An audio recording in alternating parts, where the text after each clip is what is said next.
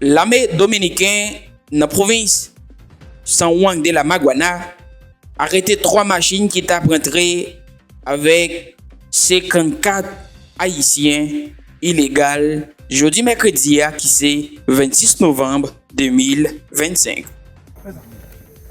1, 2,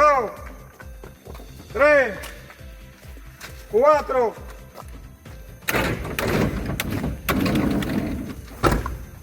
5, 6, 7, 8, 9, 10, 11, 12, 13, 14, 15, 16, 17, 18, 19, 20, 21, 22, 23, 24, 25, 26, 27.